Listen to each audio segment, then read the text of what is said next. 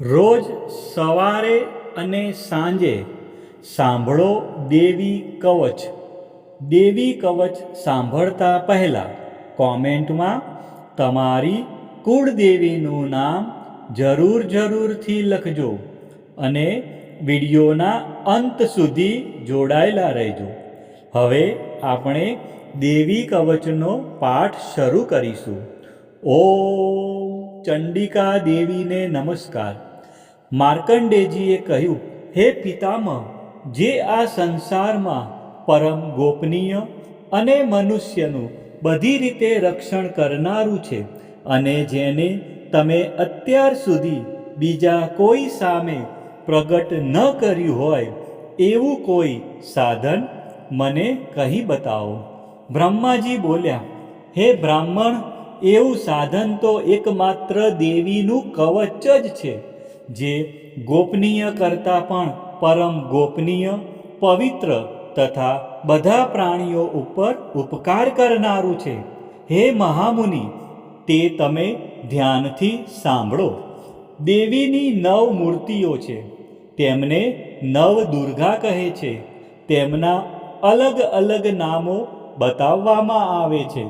પહેલું નામ શૈલપુત્રી છે, બીજું નામ બ્રહ્મચારિણી છે, ત્રીજું ચંદ્રઘંટાના નામે પ્રસિદ્ધ છે, ચોથી મૂર્તિને કુષ્માંડા કહે છે, પાંચમી દુર્ગાનું નામ એટલે સ્કંદમાતા, છઠ્ઠી દુર્ગાનું નામ કાત્યાયની છે, સાતમું સ્વરૂપ કાલરાત્રિ, આઠમું સ્વરૂપ મહાગૌરી અને નવમી દુર્ગા એટલે સિદ્ધિદાત્રી.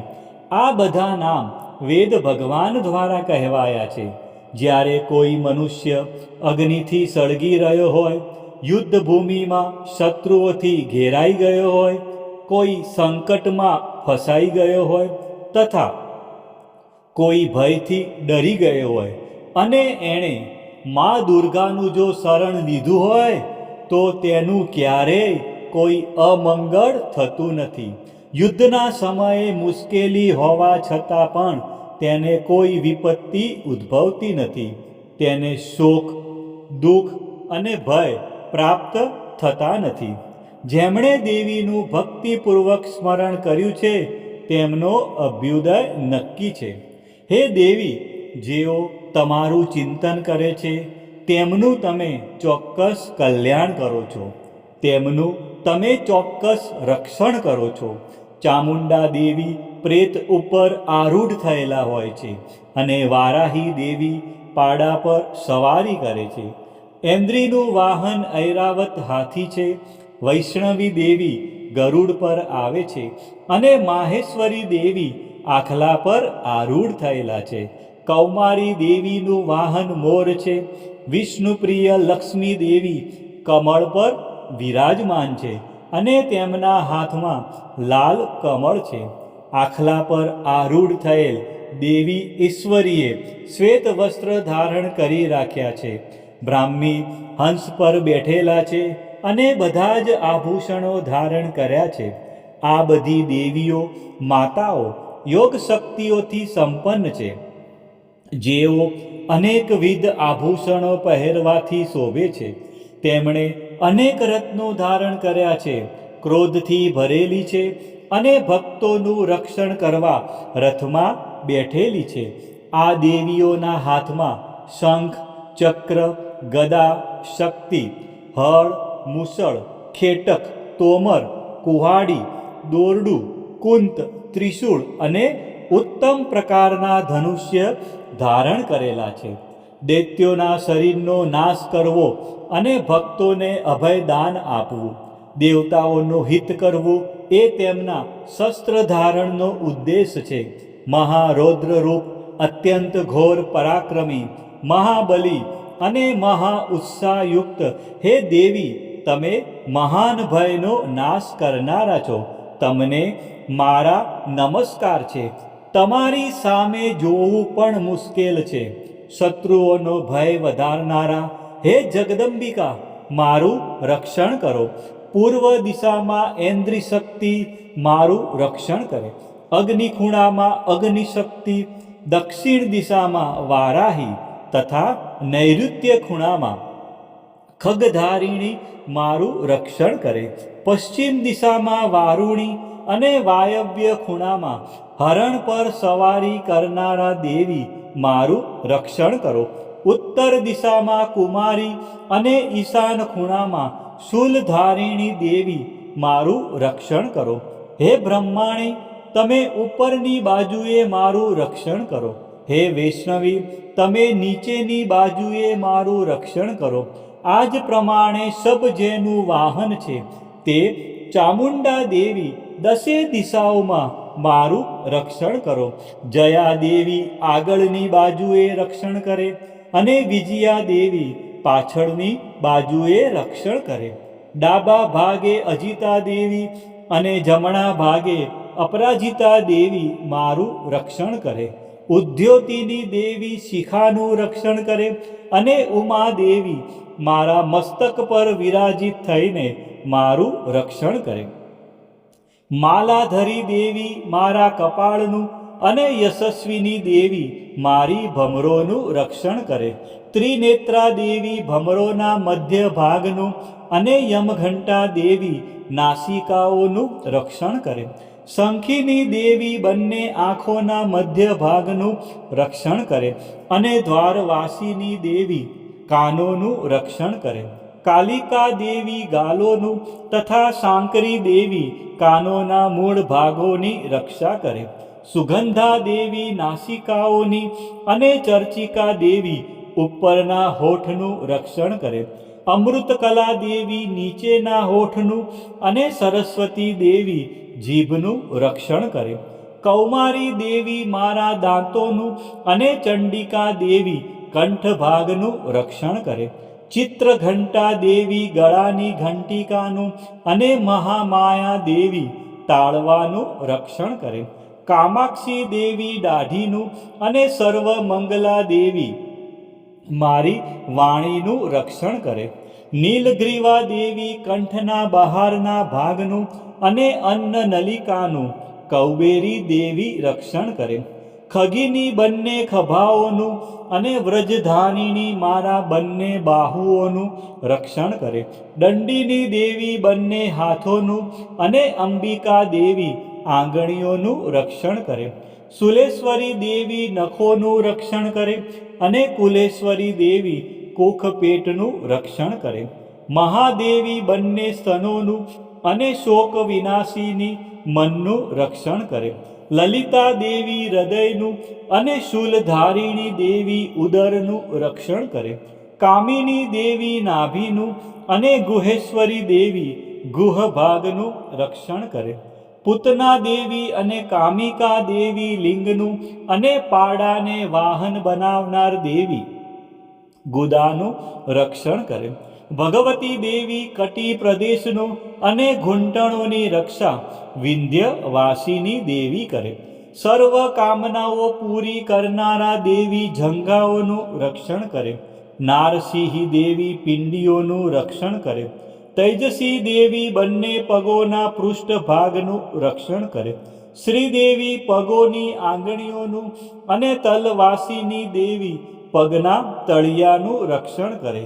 પોતાની વિકરાળ દાઢોથી ભયંકર દેખાતા કરાલી દેવી નખોનું અને ઉદ્ધવકેશીની દેવી વાળનું રક્ષણ કરે.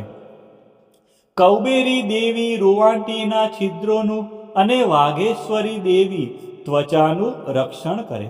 પાર્વતી દેવી રક્ત મજ્જા વસા માંસ હાડકા અને મેદનું રક્ષણ કરે.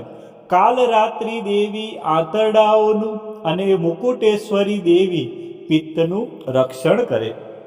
પદ્માવતી દેવી કમળ કોષોના મૂળ આધારનું અને ચૂડામણી દેવી કફનું રક્ષણ કરે.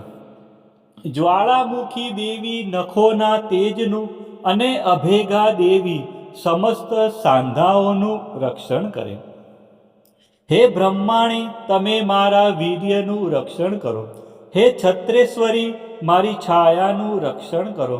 હે ધર્મધારિણી, મારા અહંકાર, મન અને બુદ્ધિનું રક્ષણ કરો.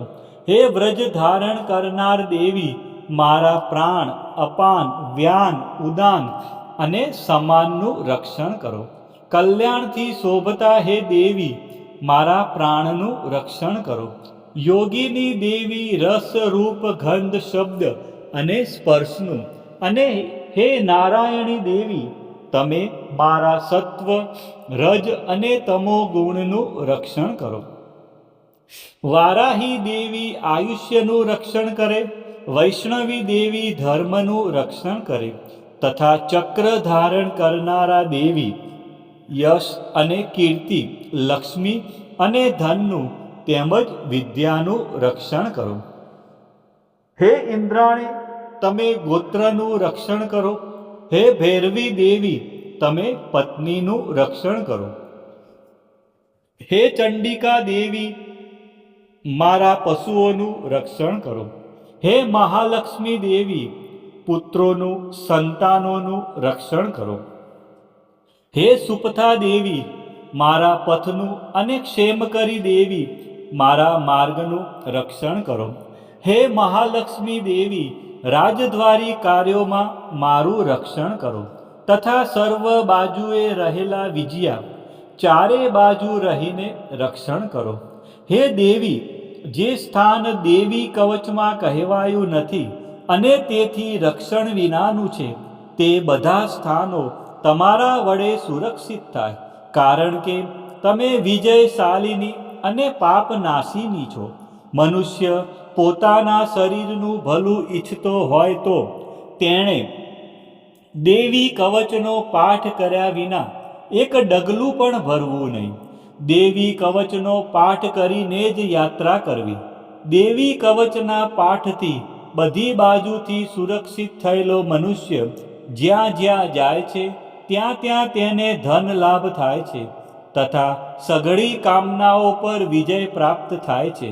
તે જે અભિષ્ટ વસ્તુનું ચિંતન કરે છે તેને તે અચૂકપણે પ્રાપ્ત કરી લે છે. તે મનુષ્ય આ પૃથ્વી ઉપર અતુલ ઐશ્વર્યને પામે છે. દેવી કવચથી રક્ષાયેલો મનુષ્ય નિર્ભય થઈ જાય છે. યુદ્ધમાં તેમનો પરાજય થતો નથી, તથા તે ત્રણેય લોકમાં પૂજનીય બને છે. આ દેવી કવચ દેવતાઓને પણ દુર્લભ છે. જે આ દેવી કવચનો દરરોજ 3 સમયે સવારે, બપોરે અને સાંજે સંધ્યા ટાઈમે શ્રદ્ધાપૂર્વક પાઠ કરે છે તેની દૈવી કલા પ્રાપ્ત થાય છે, તથા તે ત્રણેય લોકમાં પરાજિત થતો નથી. એટલું જ નહીં, તે અપમૃત્યુથી રહિત થઈને 100 કરતાં પણ વધુ વર્ષ જીવે છે. દેવી કવચ ધારણ કરનારા મનુષ્યની રાજા તરફથી સન્માન અને વૃદ્ધિ થાય છે. આ દેવી કવચ મનુષ્યના તેજની વૃદ્ધિ કરનારું અને ઉત્તમ છે. આ દેવી કવચનો પાઠ કરનારો મનુષ્ય પોતાની કીર્તિથી શોભા પામીને પૃથ્વી ઉપર પોતાના સુયશ સાથે સાથે વૃદ્ધિ પામે છે. જે પહેલા દેવી કવચ કરીને સપ્તસતી ચંડી પાઠ કરે છે તેની જ્યાં સુધી વન પર્વત હોય ત્યાં સુધી તે આનંદથી યુક્ત આ પૃથ્વી ઉપર રહે છે. તેના પુત્રો પૌત્રો સંતાન પરંપરા બનેલી રહે છે. પછી દેહાંત થતાં તે મનુષ્ય મહામાયાની કૃપાથી નિત્ય પરમપદને પામે છે. જે દેવતાઓને પણ દુર્લભ છે. તે સુંદર દિવ્ય રૂપ ધારણ કરે છે અને કલ્યાણ શિવની સાથે આનંદનો ભાગી બને છે. મા ભગવતીની આરાધનામાં દેવી કવચનું વિશેષ મહત્વ છે. કવચ એટલે રક્ષણ કરનારું કવચ.